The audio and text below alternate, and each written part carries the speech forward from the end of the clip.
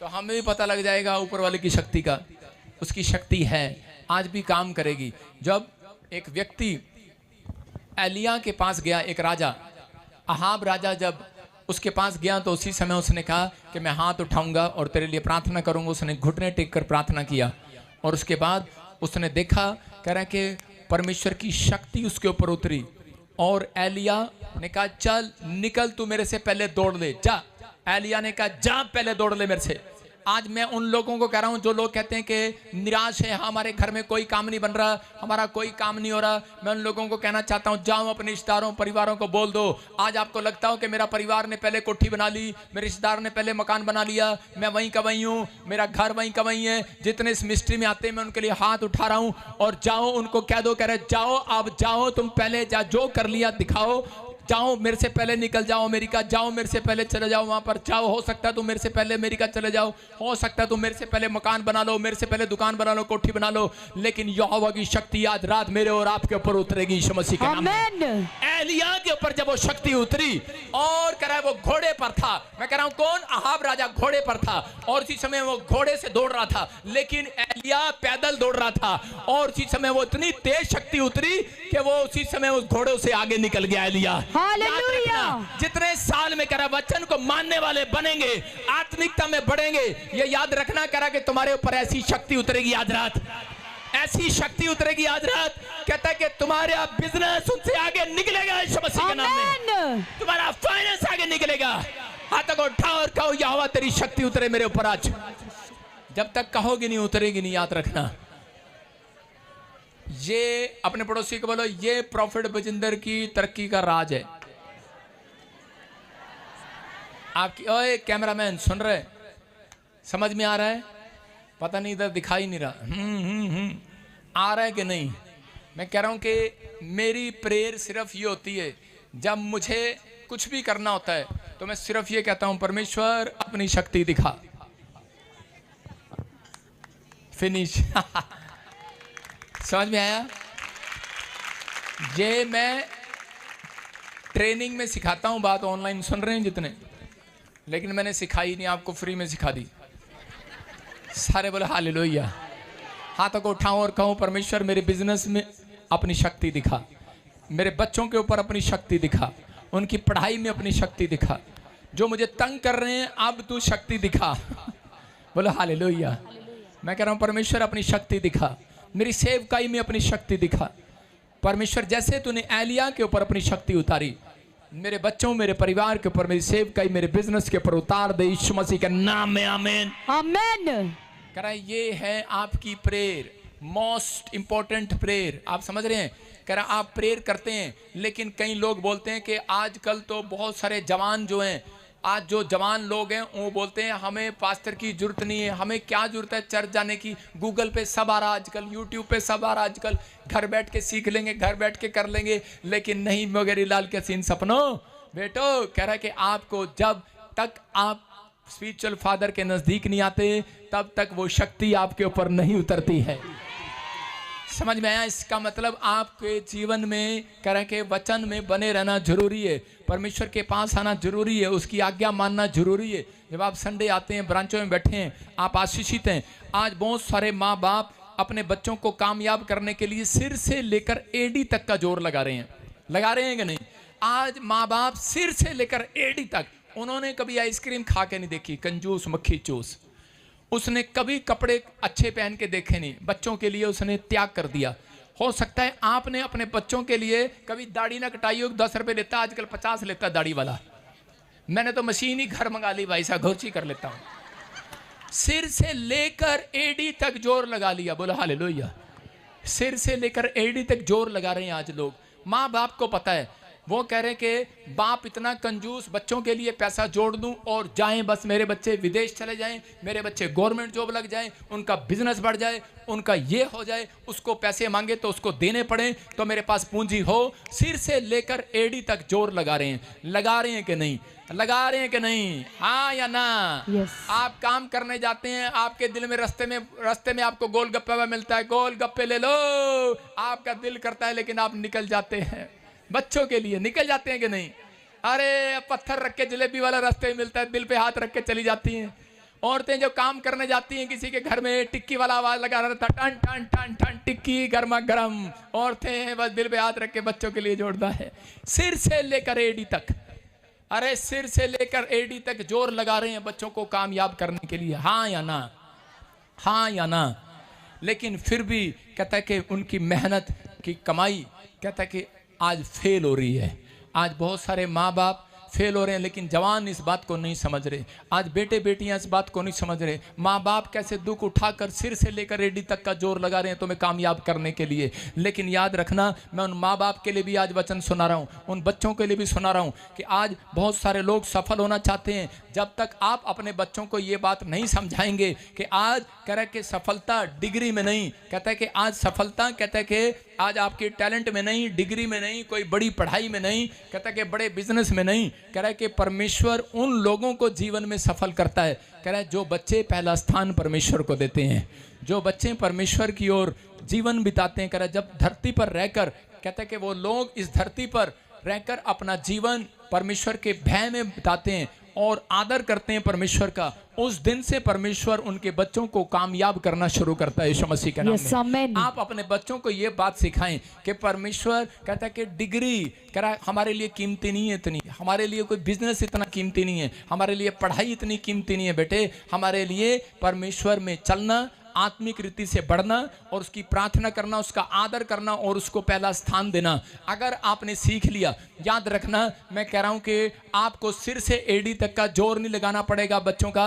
आप हाथ उठाएंगे, आपका बच्चा पास हो जाएगा। आप हाथ उठाएंगे, उसका दिमाग चलने लगेगा। आप हाथ उठाएंगे, उसके पास एंजल जैसे स्वर्गदूत उसकी हेल्प करने के लिए आएंगे। एक हेल्पर परमेश्वर उसके लिए भेजेगा। कहता है कि अगर आपने अपने बच्चों को ये बात सिखाई है तो याद रखना परमेश्वर चमत्कार करता है। मेरे छोटे छोटे बच्चे हैं, तीनों मुझे रोज मेरे साथ लड़ते हैं, पापा जलंधर ले चलो, जलंधर ले चलो। चुप, चंडीगढ़ जाया करो, उधर जाओगे फिर इधर आओगे, रास्ते में रोटियां खाओगे, चिप्स खाओगे, बिस्कुट खाओगे, पानी पियोगे। मैं इनको समझाता हूँ, कह रहे नहीं। एरिक बोलता है मुझे प्रचार करना है। अलीशा बोलती है मेरे को ले चलो, उसको पता है पापा कैसे गाड़ी में घूमने का शौक है, उनको पता है पापा को पटाने का एक ही राज है। कहते हैं हाँ मैंने प्रचार करने जाना है, प्रार्थना करने जाना है लोगों के लिए। मैंने कहा अच्छा, मतलब कि उनके अंदर ऐसी डोज डाली है तो वो ये कहते हैं कि हमें प्रचार करने जाना है, प्रार्थना करने जाना है। मैंने कहा स्टेज पे जाते हो तो प्रार्थना करने नहीं आती तेरे को अलीशा?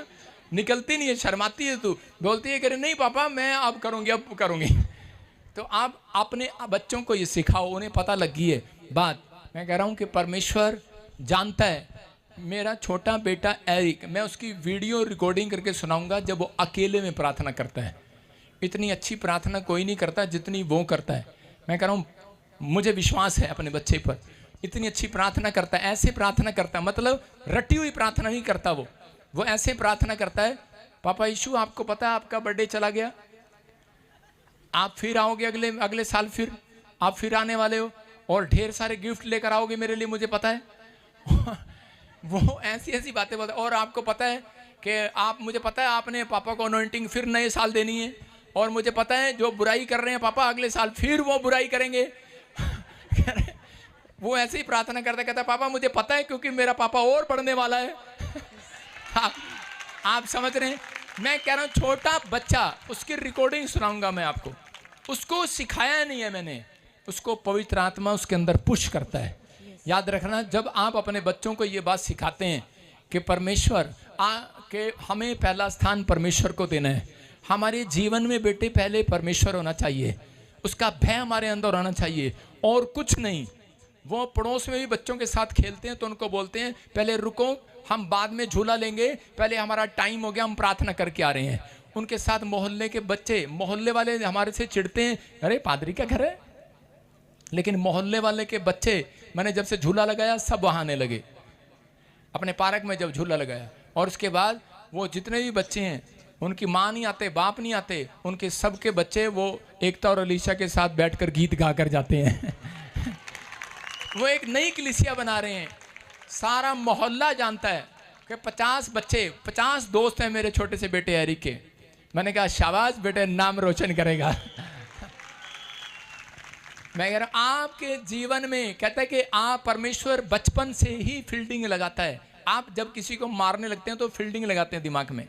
जब आपके साथ आपकी पत्नी गलत करती है तो आप घर से जब बाहर से चलते हैं तो आप यहाँ फील्डिंग लगाते हैं, करे आज मैं छड़ना नहीं अपनी जनानी जाके, आज छड़ना नू कुटना ही कुटना, अपने मुंडे नू कुटना ही कुटना, फील्डिंग लगाते हैं ना। परमेश्वर आपको जिस दिन आप मसीह में आए हैं उस दिन से परमेश्वर ने फील्डिंग लगा रखी है, मैंने इन्हें बढ़ाना ही बढ़ाना है। आमीन। बढ़ाना ही बढ़ाना है। आप सिर से लेकर एड़ी तक जोर लगाओ लेकिन कोई फायदा नहीं। लेकिन जिस दिन आप परमेश्वर में अपने बच्चों के साथ जोर लगाएंगे, मैं कह रहा हूं सिर तक एड़ी तक जोर नहीं लगाना पड़ेगा, हाथ उठाओगे परमेश्वर जोर लगाएगा। आमीन। आमीन बोलने वालों के लिए जोर लगाएगा। आमीन। आपके बच्चों को सफलता और कामयाबी मिलने लगेगी। आज से ये याद रखना, परमेश्वर को अपने जीवन में पहला स्थान और उसका आदर करने से आपके जीवन में सफलता और कामयाबी मिलने लगेगी। अगर आप ऐसा फैसला ले रहे हैं, लाखों लोगों ने अपने बच्चों को फॉरेन में पढ़ने के लिए भेजा कि नहीं, और क्या हुआ, इतना पैसा लगाया, सिर से लेकर रेडी तक लगाया, आज 19,000 आ रहा है, कभी जहाज 20,000 का भर के आ रहा है, कभी 40,000 का आ रहा है। अरे आपको नहीं पता 4-5 लाख लोग इंडिया में आ चुके हैं अब तक, और बाकी आने वाले हैं। और वहाँ पर ऐसा हो रहा है जो मैंने भविष्यवाणी की थी वो कई बार मैं रिकॉर्ड नहीं करता, लेकिन वो भविष्यवाणी की थी। मैंने कहा जो लोग पार्क में भी घूम रहे होंगे ना, और उन पक्के भी होंगे, उनको भी उठा के जहाज में यहाँ डाल दे जाएंगे। उनको घर पे जाने का टाइम नहीं मिलेगा, लोगों को नहीं मिल रहा। अब लोग क्या कर रहे हैं, जिन्होंने घर खरीद लिया है उनको वकील सलाह दे रहे हैं, कहते हैं जो मिलता है ले लो, नहीं तो ये भी नहीं आएगा। जो बैंक में पैसे पड़े हैं किसी से ऊपर नीचे करके ले लो, जाओ ले लो, किसी तरीके कितने का भी बेच कर चले जाओ। आपकी समझ में आ रहा है, जमा पूंजी सब कुछ यहीं रह जाएगी। आज ये परमेश्वर दिखा रहा है, यीशु मसीह बादलों पर आने वाला है। इसका मतलब वो आज जवानों से बात कर रहा है, आज वो बूढ़ों से बात कर रहा है, आज उन इंसानों से बात कर रहा है कि हमें क्या करना है अपनी लाइफ में। पहला तीमुथियुस 4:12 हम पढ़ेंगे जल्दी से। नहीं जानते लोग फ्यूचर पैसा नहीं परमेश्वर बनाता है। अगर आपकी समझ में आ जाए कि पैसा फ्यूचर नहीं, आपका टैलेंट नहीं, आपकी पढ़ाई नहीं, कह रहा कि पैसा परमेश्वर बनाता है, फ्यूचर परमेश्वर बनाता है। इंसान को आज रात परमेश्वर कहीं से कहीं ले जाएगा। लेकिन अगर आप पहला तीमुथियुस 4:12 देखो क्या लिखा, पढ़ें जल्दी से। कोई तेरी जवानी को तुच्छ ना समझने पाए, कोई तेरी जवानी को, आगे बोल, तुच्छ ना समझने पाए, पर वचन और चाल चलन और प्रेम और विश्वास और पवित्रता में विश्वासियों के लिए आदर्श बन जा। बोलो हालेलुया। कहता है कि आपकी कह के परमेश्वर से अगर आप सफलता चाहते हो, कामयाबी चाहते हो, तो कह रहा है कि वचन पर ध्यान कर, और कह रहा है जैसा वचन कहता है वैसे कर, और अपनी चाल चलन पर सोच। अपने पड़ोसी को बोलो अपनी चाल चलन पर सोच। Your character is most important, your character is most important. आप समझ रहे हैं कि नहीं? कह रहा अपनी चाल चलन पर सोच और प्रेम का व्यवहार कर अपने चाल चलन में, और कहता है और विश्वास से चल। कहता व्यवहार तो है, विश्वास नहीं है। कह रहा स्वभाव तो है, नेचर तो है, चर्च आते तो है, लेकिन विश्वास नहीं है। जिस खुदा के पास आप आते हैं आपको विश्वास नहीं कई बार कि आपको परमेश्वर वहां ले जाएगा जहां नहीं। आज बहुत सारे लोग अपनी मर्जी से शादी कर लेते हैं, अपनी मर्जी से कहीं भी दुकान खोल लेते हैं, लेकिन कोई प्रार्थना नहीं है उनके जीवन में। परमेश्वर ने, यीशु मसीह ने कह रहे कि सारी रात एक बड़ी फैक्ट्री, बड़ी कंपनी खोलने से पहले सारी रात प्रार्थना किया। अगर आप जो भी फैक्ट्री खोलना चाहते हैं, घर बनाना चाहते हैं, परमेश्वर मना नहीं करता, विदेश जाना चाहते हैं, लेकिन आप सारी रात प्रार्थना करने के बाद कहता है कि आप अगर पैर उठाएंगे, याद रखना अगला पैर आपका सफलता की ओर जाएगा। यीशु मसीह आमीन। यहीं पर वचन दिखा, शाबाश। करे कि अपनी चाल चलन पर और करे कि पवित्रताई के साथ, हाँ दिखा, तेरे को बंद करने के लिए बोला मैंने। कह रहा है प्रेम के साथ, कहता विश्वास के साथ, पवित्रताई में विश्वासियों के लिए आदर्श बन जा। हालेलुया। इसका मतलब कहता है कि पवित्रताई में आदर्श बन जा। दानियल जो था, दानियल अपनी लाइफ में ऐसा आदर्श बन गया लोगों के लिए। वो जवान था, उसने जवानी में ही फैसला ले लिया था कि मैं कोई भी पाप अपनी जिंदगी में नहीं करूंगा। इतना खुश करता था परमेश्वर को, 3 टाइम प्रार्थना करता, परमेश्वर उससे इतना खुश हो गया, और परमेश्वर से उसने कभी नहीं कहा, और परमेश्वर ने उस राजा के बीच में उसको मंत्री बना दिया, उसको एक बहुत बड़ी पोस्ट पर बिठा दिया। किसको? दानियल को। उसके लोग उससे जलने लगे, चिढ़ने लगे। दानियल ने लेकिन फिर भी 3 टाइम प्रार्थना करना बंद नहीं किया। उसके खिलाफ हस्ताक्षर करा दिए गए, उसके खिलाफ चिट्ठी डाल दी गई कि तेरे खिलाफ मैं ये करूंगा और वो करूंगा, लेकिन कुछ भी नहीं हुआ, कुछ भी नहीं हुआ। और और परमेश्वर उसके साथ रहा, क्योंकि वो 3 टाइम प्रार्थना करने वाला व्यक्ति था। वो अपने चाल चलन पर बने रहने वाला व्यक्ति था। पवित्रताई में विश्वासियों के लिए आदर्श बने रहने वाला व्यक्ति था। वो वचन को जानता था कि जो 3 टाइम प्रार्थना करता है वो परमेश्वर को मुंह दिखाता है, और जो परमेश्वर को मुंह दिखाता है परमेश्वर उसे मुंह दिखाई में गवाही जरूर देता है। Yes, amen. और वो अपनी लाइफ के अंदर उसने ये फैसला ले लिया था कि मैं आज से यही काम करूंगा, मैं 3 टाइम मुंह दिखाऊंगा। वो हमेशा परमेश्वर को 3 टाइम मुंह दिखाता। वो अपनी उसके जीवन में डेली एक चार्ट था, उसके जीवन में एक चार्ट था। आज औरतों के पास गोल गप्पे का कैसे बनाना है, दाल कैसे बनानी, छोले कैसे बनानी है, भिंडी कैसे बनानी है, सारा चार्ट है। लेकिन किस तरीके से कर्जा उतरता है, किस तरीके से प्रार्थनाएं करें, उसका चार्ट आपके पास नहीं है। अगर आज रात आपने चार्ट बना लिया दानियल की तरह, तो परमेश्वर कह रहा है कि एक बेस्ट आत्मा आज रात आपके पास भेजने वाला है। आमीन। परमेश्वर ने बेस्ट आत्मा भेजा। अगर आज नीति वचन 16:7 में लिखा, जिसका चाल चलन यहोवा। कितने लोग अमीर बनना चाहते हैं? हाथ उठाओ। क्या पादरी कैसी बात कर रहा है? कितने लोग करोड़पति बनना चाहते हैं? सारा चर्च। अरे फिर चर्च में कौन आएगा? आओगे? कितने लोग करोड़पति बनना चाहते हैं, अरबपति? यार सब चाहते हैं, कोई तो हो। हाथ उठाओ भाई, कितने चाहते हैं करोड़पति? तो देखो क्या लिखा। हाँ, क्या लिखा? नीति वचन 16:7 में लिखा, कह रहे कि जब किसी का चाल चलन यहोवा को भाता है, पसंद आता है, कह रहे तब उसके शत्रुओं का भी उससे मेल करा देता है। बोला हालेलुया। हालेलुया। इसका मतलब आपका चाल चलन is very important, most important. आपका character is most important. Your character is most important. आपकी लाइफ में ये इंपॉर्टेंट होना चाहिए करेक्टर। इसका मतलब अगर आपका चरित्र खराब है तो मैं कह रहा हूं कि परमेश्वर आपका कभी भी मेल नहीं कराएगा उन चीज़ों से जो आप मेल करना चाहते हैं। गाड़ी के साथ मेल करना चाहते हैं, जॉब के साथ मेल करना चाहते हैं, आप दोस्ती करना चाहते हैं कि मेरे पास जो गाड़ी रहे, जॉब रहे, दोस्त रहे, मेरे अच्छे ऐसे लोगों से लिंक हो, बड़े बड़े लोगों से लिंक हो। परमेश्वर का आत्मा कह रहा है कि मैं कहता कि आज के बाद कहता जो जिसका चाल चलन सही है, परमेश्वर आज रात कहता उसके लिए कहता है कि सब कुछ स्वर्ग से खोल रहा है। यीशु मसीह नाम में सब कुछ आशीषें खोलता है। कहता है लेकिन कौन करे? जिसका चाल चलन मुझे पसंद आ जाएगा। भावना का मतलब होता है कि भावता का मतलब होता है पसंद आना।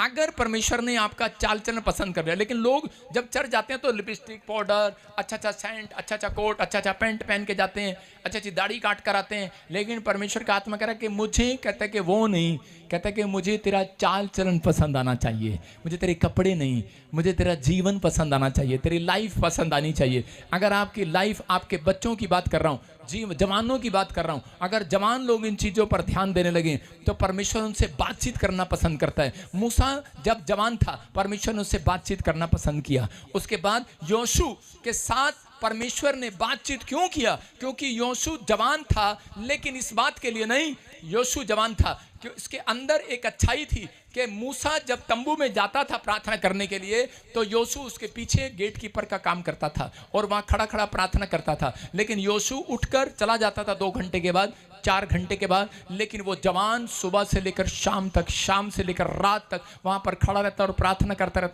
करता रहता। और परमेश्वर ने कहा, मूसा के मरने के बाद कहा, कहता कि मैं अब योशू जैसे जवान से बातचीत करूंगा और ये इजराइलियों का प्रधान होगा, ये इजराइलियों का मुखिया होगा, ये इजराइलियों का राजा होगा। और उसको आगे बढ़ाया। परमेश्वर क्यों उसको आगे लेकर आया? क्योंकि जिस जवान ने अपना टाइम परमेश्वर को दिया, अपनी जवानी परमेश्वर को दी। लेकिन आजकल के जवान लोग कहते हैं कि बूढ़े चर्च में आते हैं, इंग्लैंड, ऑस्ट्रेलिया, अमेरिका देख लो, लाइन लगी हुई है बूढ़ों की, जवानों की लाइन नहीं है, जवान बाहर घूम रहे हैं। जवान कहता है कि आजकल के जवान जो है कह रहा है कि वो चर्च में लेट आते हैं या फिर संडे चर्च आएंगे नहीं। लेकिन मैं उन लोगों की बात कर रहा हूं, अगर जवानों ने चर्च आना सीख लिया, वर्शिप करना सीख लिए, 24 घंटे परमेश्वर की आराधना करना सीख लिए, चलते फिरते अपनी आंखों पर, अपने मन, अपने विचार पर कंट्रोल करना सीख लिए, तो ये भविष्यवाणी है उन लोगों के लिए। आज के बाद परमेश्वर आपकी जवानी को तुच्छ नहीं जानेगा, याद रखना। आपके बच्चों को तुच्छ नहीं जानेगा, आपके रोजगार को तुच्छ नहीं जानेगा, कोई तुम्हें तुच्छ नहीं कहने पाएगा, क्योंकि यहोवा ने तुम्हें पसंद कर लिया है। आज के बाद तुम्हें ऊपर लेकर आएगा यीशु मसीह के नाम में। तुम्हें, तुम्हारा स्टैंडर्ड ऊपर करेगा। जब यहोवा ने देखा कि ये गेट कीपर प्रार्थना करने वाला है, और उसी समय योशू को, उस जवान को परमेश्वर ने एक आशीष दिया। क्या आशीष दिया? कि वो अपनी जिंदगी के अंदर एक भी लड़ाई नहीं हारा, एक भी युद्ध नहीं हारा, एक भी युद्ध नहीं हारा। वो उसने जितना सब पास्टरों से, सब प्रॉफिट से सबसे ज्यादा सुखी कौन रहा? योशू। योशू के जीवन में शांति थी। योशू को लड़ना नहीं पड़ता था, उसके लिए लड़ाई परमेश्वर लड़ता था। और उससे देखते ही कहता है पहले ही लोग डर जाया करते थे, फैसला कर लिया करते थे। मेरी बात समझ में आ रही है कि नहीं? कहता कि योशू को किसी चीज के लिए संघर्ष नहीं करना पड़ा। क्यों? क्योंकि वो परमेश्वर के तंबू में दिन और रात खड़ा रहता था। अगर आप अपनी लाइफ, अपनी जवानी अपने बच्चों को सिखाएं कि बाइबल पढ़ना, कह रहा कि ठीक है, कह रहा कि आप पढ़ाई कर रहे हैं, आप डिग्री चाहते हैं, आप डॉक्टर बनना चाहते हैं, बनो, लेकिन परमेश्वर को पहला स्थान देना शुरू करो। जिस दिन से शुरू किया उस दिन के बाद आपके बच्चों को सिर से लेकर एड़ी तक जोर नहीं लगाना पड़ेगा, परमेश्वर उनका रिजल्ट लेकर आएगा। यीशु मसीह कह रहा है कि हर लाइफ उनकी आसान हो जाएगी। कह रहा है संघर्ष नहीं करना पड़ेगा। आज हो सकता है आप में से कोई सिक्योरिटी गार्ड का काम करता हो, छोटा सा काम करता हो, अपने आप को निराश कर रहा हो कि वो बड़ी पोस्ट पर है, मैं छोटी पोस्ट पर हूं। लेकिन याद रखना, आज अगर आपने अपना चरित्र सही कर लिया तो आज रात के बाद सबसे बड़ा महान आदमी आप होंगे, आपके बच्चे होंगे। यीशु मसीह के नाम में। जोशू सिक्योरिटी गार्ड था और परमेश्वर ने उसको उठा, उसकी पोस्ट नहीं देखा, उसकी कह कि उसकी क्वालिफिकेशन नहीं देखी। जब आप चर्च आते हैं, परमेश्वर आपकी क्वालिफिकेशन, आपके कपड़े नहीं देखता, आपकी पोस्ट नहीं देखता, परमेश्वर आपका मन देखता है। क्योंकि लिखा परमेश्वर मनों को जांचने वाला परमेश्वर है। अगर आप अपने चाल चलन के अंदर, अपने मनों के अंदर आप गंदा सोचते रहते हैं, गंदी बातें सोचते रहते हैं, अगर गंदे विचार अगर चल रहे हैं, उन्हें डांटते नहीं है, तो परमेश्वर जानता है इसका मतलब ये थोड़ा थोड़ा इच्छुक है, उसको उसी समय डांटना है। चिड़िया आती है और बार बार, अगर चिड़िया आ रही है और जा रही है, और अगर वो आ रही है और जा रही है, ख्याल भी ऐसा होता है आ रहा और जा रहा है। अगर आप चिड़िया को अगर चिड़िया आप आ रही है और जा रही है, ये पाप नहीं है। ख्याल आ रहा है और जा रहा है, ये पाप नहीं है। लेकिन अगर चिड़िया आपके सिर पर घोंसला बना रही है, बैठ जाए आपके सिर पर, तो इसका मतलब बीट आने वाली है, इसका मतलब कोई पाप आने वाला है, इसका मतलब कोई गंद आपके दिमाग में आने वाला है, इसका मतलब कि विचार आपके दिमाग में बैठने वाला है। तो आपको उसको बैठने नहीं देना, उसी समय उसको डांटना है। चल भाग यीशु मसीह के नाम में। गंदे विचार जितनी बार, मैं कह रहा हूं, एक बार डांटो, 2 बार डांटो, 3 बार डांटो, चौथी बार वो सेम विचार नहीं आएगा। शैतान को पता लग जाएगा कि ये परमेश्वर के पीछे चलने वाले लोग हैं, ये आत्मिक लोग हैं। पवित्र आत्मा बढ़ाना चाहता है अपने लोगों को। आज आप कहते हैं कि आकर प्रार्थना कराते हैं और कहते हैं कि पापा पता नहीं हमारे दिमाग में कितने गंदे गंदे विचार आ रहे हैं। शैतान हमेशा जितनी मर्जी प्रार्थना करा लो, दोबारा फिर भेजेगा वो गंदा विचार, वो गंदे ड्रीम फिर भेजेगा, जब तक आप अपने मुंह से खुद नहीं डांटेंगे। क्योंकि परमेश्वर आपके आपके मुंह को आवाज को सुनना चाहता है। उसने कोड़ी को चंगा करने से पहले कहा, बोल तू क्या चाहता है? बोलता यही कि मैं चंगा हो जाऊं। अंधे को पूछा तू क्या चाहता है? बोलता मैं चंगा हो जाऊं। याद रखना, परमेश्वर आपसे चाहता है कि आप मुंह खोलें और खुद कहें कि परमेश्वर ये विचार मुझे नहीं चाहिए, मैं डांटता हूं इसको यीशु मसीह के नाम में। आपको डांटना पड़ेगा, आपके पास अधिकार है। आपको सांप और बिच्छू को रोंदने का अधिकार दिया गया है। आप जब उसको डांटोगे तो आपके बच्चों के जीवन में वो विचार नहीं आएगा। मैं कह रहा हूं, कोई लड़के का ख्याल आ रहा है, कोई लड़की का ख्याल आ रहा है, कोई पैसे का ख्याल आ रहा है, चोरी का ख्याल आ रहा है, शराब का, नशे का, कह रहा है कैसा भी कोई स्नेह, कोई ड्रीम, कोई मरे हुए आदमी आपके सपने में आ रहे हैं, आपको डांटना है। मैं कह रहा हूं अगले हफ्ते कहता आप रिजल्ट, सुख और चैन की नींद सोएंगे यीशु मसीह के नाम में। आप आशीष को देखेंगे। हम पढ़ते दूसरा राजा 6वां अध्याय, हम जल्दी से खोलें फटाफट, और उसके 1 से लेकर 7 तक हम देखें कि भविष्यवक्ताओं में से कुछ चेले थे, और लिखा यहाँ पर, भविष्यवक्ताओं के चेलों में से किसी ने अलीशा से कहा, यह स्थान जिसमें हम तेरे सामने रहते हैं वो हमारे लिए बहुत छोटा है। कह रहे कि बहुत छोटा है, इसलिए हम यरदन तक जाएं और वहां से एक बल्ली लेकर यहां अपने रहने के लिए एक स्थान बना ले। और उसने कहा अच्छा जाओ। लेकिन उनमें से एक व्यक्ति कहने लगा, कृपया अपने दासों के संग चल। उसने कहा चलता हूं। हालेलुया। इसका मतलब क्या था कि यहाँ पर भविष्यवक्ताओं के चेले कह रहे थे, जहाँ हम अलीशा के मिनिस्ट्री में रहते हैं वो बहुत छोटी जगह है, हम टाइट होकर बैठते हैं, हमें कोई बड़ी जगह चाहिए। हम लकड़ी तोड़ कर ले आते हैं, बाले तोड़ कर ले आते हैं, और हम ऐसा बनाएंगे जो बहुत बड़ा हो जाएगा। लकड़ी काट कर लाएंगे, यरदन के पास चलेंगे। और लेकिन उस समय में वो सब बच्चे जा रहे थे वो लकड़ी काटने के लिए, लेकिन उनमें से एक बोला, कहता कि नहीं, कहता हमारे बीच में एक अनुभवी बंदा चाहिए। कहता है कि अनुभवी मतलब कि एक टैलेंट, एक्सपीरियंस, जिसके पास एक्सपीरियंस हो, जिसको नॉलेज हो इन चीजों की। बाल किसको बोलते हैं? अनुभवी। कहता है वाइट बाल वाले को अनुभवी बोला जाता है। कह रहा है कि माँ बाप हो सकता है, आपके गुरु हो सकते हैं, कहता है आपसे बड़ा हो सकता है, कोई पास्टर हो सकता है। कह रहा है कि उसने कहा कि हमें कोई ऐसा व्यक्ति चाहिए जो कह रहे कि हमारे साथ चले, अनुभवी व्यक्ति रहे। लेकिन आजकल के बच्चे तो फ्रीडम चाहते हैं कि नहीं? हाँ या ना? आजकल के बच्चे चाहते हैं नहीं, हमारे साथ तो हमारी उम्र के बच्चे ही जाएंगे घूमने के लिए।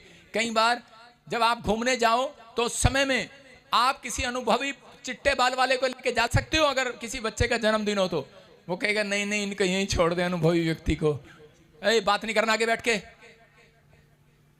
और सुनो, एक बार दिल्ली के अंदर ये न्यूज में थी, बहुत पुरानी बात, कि एक बाप बड़ी महंगी गाड़ी लेकर आया और उसके बाद उसके बेटे ने कहा पापा पापा मैं ट्राई लूंगा, मैं ट्राई लूंगा, ट्राई लूंगा। थोड़ा थोड़ा चलाना आता था। उसने कहा बेटे ट्राई लेगा तो हमारे घर में अनुभवी ड्राइवर है, इसको साथ बिठा और ट्राई ले। उसने कहा नहीं नहीं नहीं, मुझे इसकी जरूरत नहीं है, मैं खुद लूंगा ट्राई। और जिद करके चला और आगे जाके बस में ठोक दिया, कचरा बना दिया, 1 करोड़ की गाड़ी का कचरा बना दिया। और उसको कह रहा कि 3 महीने 6 महीने नहीं सॉरी 3 साल कोमा में रहा वो लड़का।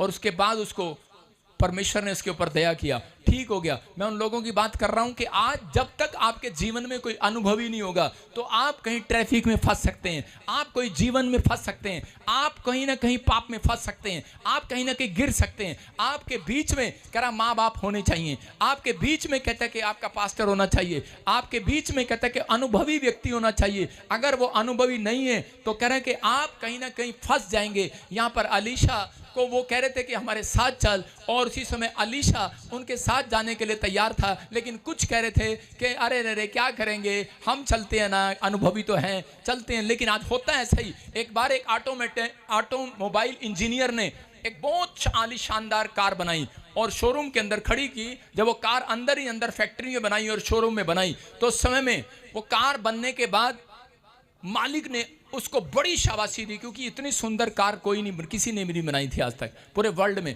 और उसी समय वो बहुत सुंदर कार थी और उसने उसको शाबाशी दी, प्रेस वाले आए, शाबाशी दी। लेकिन उसके बाद उसने कहा, मालिक ने, चलो इसकी ट्राई लो और बाहर निकालो। और जब वो ट्राई लेने लगे, बाहर निकालने लगे, वो इतनी लंबी थी, इतनी चौड़ी थी, इतनी मोटी थी और वो गेट में फंस गई और ऊपर छत में भी उड़ने लगी। उसने कहा यार ये नहीं निकल सकती। बड़े बड़े इंजीनियर बुलाए, कंप्यूटर ला के इंजीनियर ऐसे करने लगे, इसके डिजाइन देखते हैं, किधर से निकलेगी, ऐसे निकलेगी, तिरछा करेंगे, ऐसे निकलेगी, तिरछा करेंगे, ऐसे निकलेगी। डिजाइन बना रहे थे कंप्यूटर में। तभी उसी समय बड़ी देर से गेट कीपर बूढ़ा आदमी सड़क पर खड़ा हुआ फैक्ट्री के बाहर देख रहा था। और उस बूढ़े व्यक्ति ने कहा हेलो, कहता है कि ऐसे नहीं निकलेगी, मैं बताता हूं कैसे निकलेगी। उसी समय जो इंजीनियर 5-5, 10-10 लाख रुपए देके बुलाए थे, वो इंजीनियर थक गए और बाद में एक इंजीनियर ने उसको डांटा, करा चल बूढ़े तेरा काम वहां है सिक्योरिटी गार्ड का, वहां खड़ा रहे। कह रहे गेट कीपर है तू, इंजीनियर नहीं है, वहां खड़ा रहे। और इसी समय वो खड़ा रहा। लेकिन 1 घंटा 2 घंटा वो परेशान हो गए, वो गाड़ी नहीं निकली। और इतने बड़े बड़े इंजीनियर बुलाए, उनको समझ में नहीं आया कि हम निकालेंगे कैसे। सारे लैपटॉप, सारे गूगल फेल हो गए, सब यूट्यूब फेल हो गया, सब कुछ उन्होंने करके देख लिया, अपने तरीके से नकल मार कर देख लिया, कुछ नहीं मिला। लेकिन उसके बाद एक अनुभवी व्यक्ति, बूढ़ा व्यक्ति कोई काम करता था उस कंपनी में, और आकर कहने लगा अरे भाई जब वो बूढ़ा आदमी कह रहा है, कोई अकल दे रहा है तो ले लो। और उसको बुलाया सिक्योरिटी गार्ड को। उसने कहा कुछ नहीं करना। उसने कहा इसकी चारों टायर की हवा निकाल दो।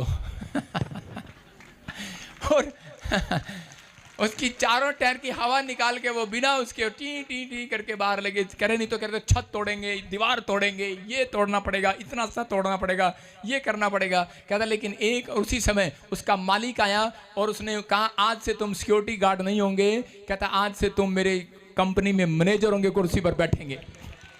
आपकी समझ में आ रहा है कि नहीं? कहता अगर आपकी लाइफ में एक अनुभवी व्यक्ति है, एक्सपीरियंस होल्डर है, तो आपकी जगह कह रहा है कि बाहर नहीं है, कह रहा है कि अंदर है। आमीन। एक बड़ी पोस्ट पर आप जाने वाले हो यीशु मसीह के नाम में। आमीन। लेकिन कहता कि आज आपको, कहता कि वो सफलता, वो दिमाग कहां से मिलेगा? कह रहा दानियल को इतना पढ़ा लिखा नहीं है, लेकिन उसके पास एक बेस्ट आत्मा रहती है। योशू कह रहा कि इतना पढ़ा लिखा नहीं है, लेकिन उसके पास बेस्ट आत्मा रहती है, क्योंकि वो प्रार्थना करने वाला व्यक्ति है। परमेश्वर ने उसे कहा था, कहता अगर तुझे अपनी जिंदगी में बेस्ट आदमी बनना है तो कह रहा ये पुस्तक योशू के 1:8 में लिखा, कह रहा ये पुस्तक तेरे चित्त से कभी ना उतरने पाए, दिन रात उसमें ध्यान दिए रहना, कि जिसके कारण तेरा काम सफल हो यीशु मसीह के नाम में। उसको समझ में आया। कहता कि योशू 1:8 में वो पढ़ता है तो, और वो इस बात को ध्यान रखता है अपनी लाइफ के अंदर कि मेरा काम कब सफल होगा, जब मैं पुस्तक को पढ़ूंगा। कहता जब मैं प्रार्थना करूंगा। इसका मतलब कह रहा है जब आप वचन पढ़ते हैं परमेश्वर आपको देखता है, जब आप प्रार्थना करते हैं तो वो स्वर्गदूत भेजता है आपके लिए, हेल्प भेजने के लिए आज रात तैयार है यीशु मसीह के नाम में। आपको लग रहा होगा कि मैं सिर से लेकर एड़ी तक पैसा कमा लेता अगर संडे ना आता, लेकिन आपको नहीं पता, लेकिन आप यहां बैठे इस समय परमेश्वर देख रहा है, कोई आपके लिए इंतजार इंतजाम कर रहा है आपके घर पर यीशु मसीह के नाम में। इजरायली लोग को परमेश्वर ने आदेश दिया था 6 दिन काम करना, 7वें दिन नहीं करना। वो 6 दिन का करे 7वें दिन का खाना जो चारा था वो खुरली में डालकर चले जाया करते थे, और करे कि उसमें वो दिहाड़ी नहीं करते थे 7वें दिन। लेकिन परमेश्वर ने सोमवार के दिन, मैं कह रहा हूं या संडे या सोमवार जो उनका दिन होता था, उस दिन परमेश्वर उनको 100 रुपया नहीं दिहाड़ी का, उनको डबल दिहाड़ी दिलवाता था यीशु मसीह के नाम में। याद रखना, आपने अगर परमेश्वर के लिए एक टाइम छोड़ दिया है, आपने वो चीज छोड़ दी है, त्याग कर दिया है, परमेश्वर कहता है इस साल में आपको डबल पैसा दिलाएगा, आमीन, आपका डबल सम्मान कराएगा, आमीन, आपका डबल आदर कराएगा। जिन लोगों ने आपकी नामधराई की है, आप दुगने आदर के योग्य ठहराएंगे। आमीन। अपने पड़ोसी का बोलो, एक अनुभवी व्यक्ति चाहिए हमें। बोलो मुझे एक